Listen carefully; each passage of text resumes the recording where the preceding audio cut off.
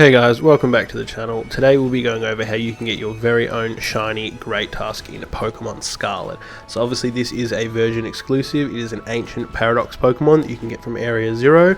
I do think the ancient Paradox Pokemon have the best shinies out of the two. It's much better than it just being silver. So as you can see there, it is very nice shiny. What you need to do is head to the top of Area 0 to do your sandwich, because you cannot do it inside Area 0. So make sure to save, just in case you don't get the shiny in half an hour. This way, when you reset the game, you will get your mats back to rebuild that sandwich. Obviously Herba is a bit rough to get. So today the sandwich we're making is going to be a shiny fighting sandwich. So as you'll see here, it is one of the easiest sandwiches in the game to make actually. It is 1 cucumber and 4 pickle, and then any combination of 2 herba. I normally go with the sweet and spicy herba, but that is just purely based off what I have there. So it's a super easy sandwich to stack as well. Don't forget, you do not need to stack the bread, guys. You can just throw it at the top of the table, and it is perfectly fine. So we'll skip through this here so you don't need to see it. Obviously it's a bit of a waste of time for me to show you guys that, but there you go. I normally just put the cucumber onto the left. So once you do have that sandwich done, you will see that it gives you the level 3 fighting for sparkling, title power and encounter power. Once that's done, back out of your sandwich and head inside. You don't want to jump just straight in, because you do want to head to research station level 3. So just there on the map, the top of area 0, head through this door here and go down to level 3. I'll just cut through the load times a little bit, can take a while on the switch. Head to this teleport pad here, head down to research station number 3, and there you go.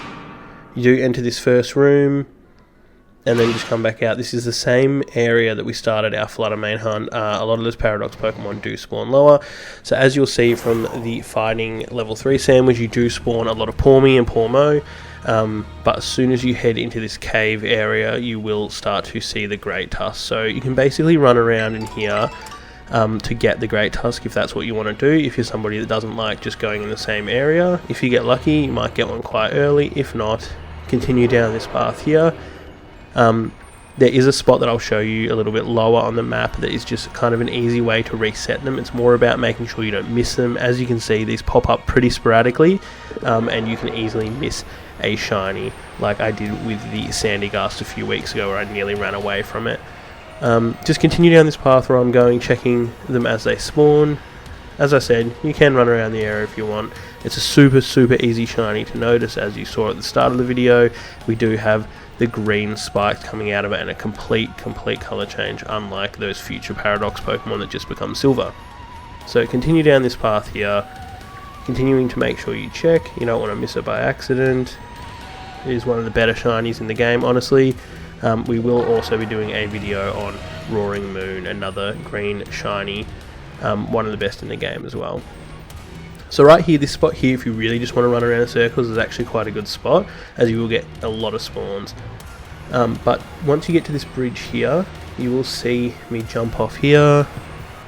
There we go, head down and land on those 2 big crystals there. So I guess you could really start from research station 4 if you really wanted to, but I just thought this is the easiest path to show you guys. So basically, as you run towards this giant pillar, they will spawn all over the top of it. You do want to get as close to the edge as possible, as it gives it the most area to spawn those in.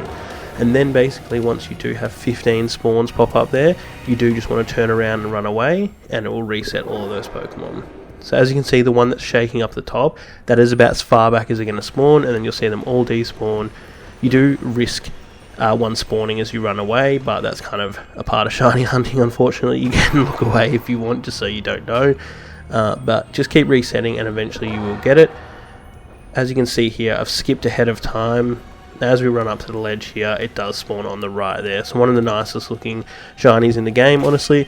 They will be around level 50 generally, so they can be quite a hard fight. They're not the easiest to catch, so make sure you save before it and head over to him. I always go with a Sizzle with false swipe to be able to get him down. We got super lucky, this one actually had the mark as well. It did turn out to just be the uncommon mark, not the rare mark, which would have been amazing. So do just keep using false swipe here. He doesn't seem to have any abilities to knock himself out. I don't know if I just got lucky or if that's actually true, Stomping Tantrum doesn't hurt himself. So yeah, just continue to false swipe him down.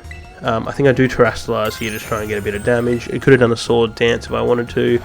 Generally, I try and match the ball to the shiny. So I am going for a Nest Ball here. I don't really have anything better than that actually at the moment. So once I've teared up, just hit him with a few more false swipes to try and get him. This was a super quick hunt. I got this in about 10 minutes. If you are lucky enough to do that, you can hunt for multiple of these, or if you wait around to the end of the video, I will show you where else you can go to continue to use that Farting Sandwich and to get another Paradox Pokemon that's shiny. But here we go. Knockoff doesn't do anything either. That will knock off anything you're holding, but usually your front Pokemon for this is not competitive, doesn't really matter. There we go, finally got him down to low health. Finally about to hit him with the Nest Ball before we move on to that second Paradox Pokemon. Here we go, finally get the throw off, do get the critical capture anyway, which we do have increased odds because of the Blueberry Academy DLC. If you haven't done that, make sure you do. So if you have time on your sandwich, make sure to head to the top of Area 0 like I have here, because I actually had 2 shiny Slitherwing spawn in the same area. I haven't had 2 shiny spawn from a sandwich like that in a long time, but this was with about 5 minutes left on the sandwich, and I do manage to get both. So if this video has been helpful for you guys, please leave us a like and subscribe. We pump out content every week. We'll have a big shiny hunting video in a few days. We'll see you in the next one. Peace.